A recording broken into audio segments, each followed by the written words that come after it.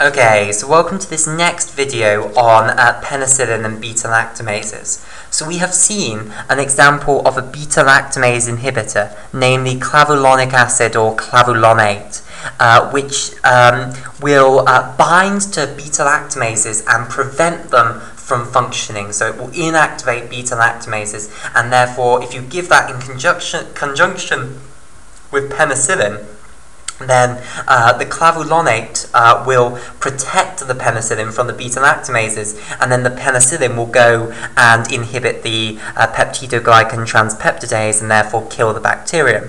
Okay, now another idea was to modify the penicillin G so that it was more resistant basically to the beta-lactamase, and indeed we have made a huge number of penicillins which indeed are resistant to these beta-lactamases. Now, a particular type of bacterium which was specifically bad for making beta-lactamase enzymes, and which we have been hoping we could use penicillin to treat forever, basically, because it works extremely well if it's not being degraded by the beta-lactamase, is Staphylococcus aureus. Okay, so basically, penicillin is extremely effective at killing Staphylococcus aureus, because Staphylococcus aureus is a gram-positive bacterium, which means that it has a very thick cell wall. So if this is represents our Staphylococcus aureus bacterium, then basically you have an extremely thick cell wall around this cell membrane. Okay, so getting rid of that cell wall extremely debilitates Staphylococcus aureus. Another important matter about it being gram-positive is it means that the penicillin drug doesn't really have a problem with gaining access to the peptidoglycan transpeptidase enzyme, because where is the transpeptidase enzyme present? Well, it's present in the cell wall. And the cell wall is a very it's a very porous structure. Remember, it's made up of loads of peptidoglycan polymers, all cross-linked together. So there are huge, great holes in between it. It's not a tight structure. So basically, the penicillin molecule has absolutely no problem permeating through the cell wall and finding the peptidoglycan transpeptidase enzyme and inhibiting it. Whereas, if we look at gram-negative bacteria, they have two cell membranes, an inner cell membrane and an outer cell membrane, and their peptidoglycan cell wall is much smaller. So there are two problems. Firstly, the peptidoglycan cell wall is slightly smaller, and therefore you'd think it's less important to the gram-negative bacterium. But far more disturbing than that is that we have this outer cell membrane. Membranes are very tight compared to this peptidoglycan structure. How on earth is our penicillin molecule supposed to get in through the outer cell membrane to gain access to the peptidoglycan cell wall, which is where the peptidoglycan transpeptidase enzymes are? That's a problem. So that's a problem that we will look at in more detail later on in this video. But briefly, the outer membrane of these gram-negative bacterium have pores in them known as porins, through which penicillin molecules can pass to gain access to the periplasmic space and then to the peptidoglycan transpeptidase enzyme in the peptidoglycan cell wall. But certain penicillins aren't actually capable of getting through these, and indeed the original penicillin G, is not brilliant at getting through this. We're going to see modifications to penicillin in order to try and get it through that porin later.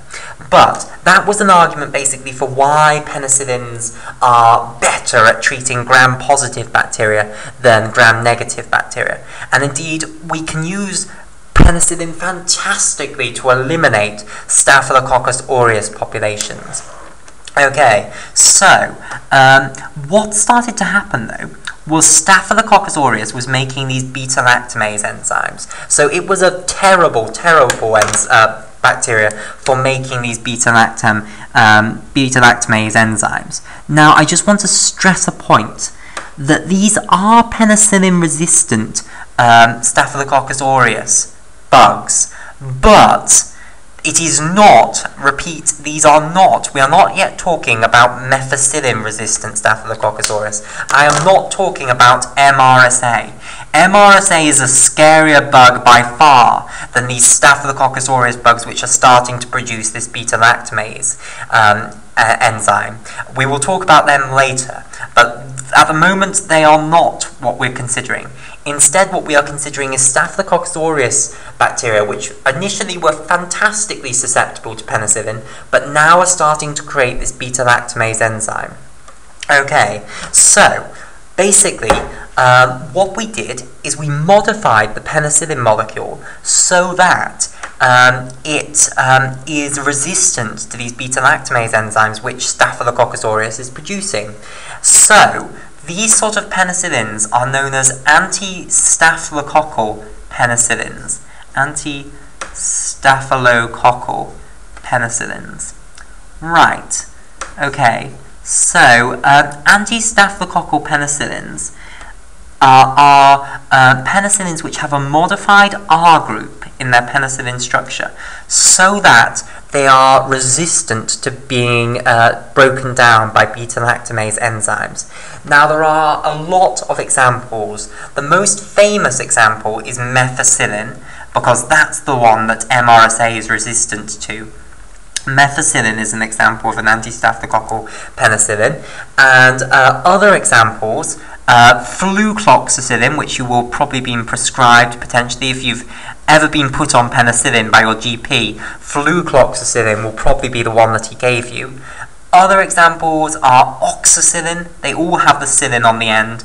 Oxacillin, cloxacillin is another example. Floxacillin, you might notice a pattern now. Floxacillin. And then also dicloxacillin. So floxacillin here. And then another example is dicloxacillin. And you could come up with more examples. Those are 6 examples of anti-staphylococcal penicillins, which are these penicillins which we have modified the R group of so that we hope they will be resistant to the beta-lactamase enzyme, which Staphylococcus aureus and others, but Staphylococcus aureus in particular, is dreadful for producing. Okay, right, so we'll continue our discussion of penicillins in the next video.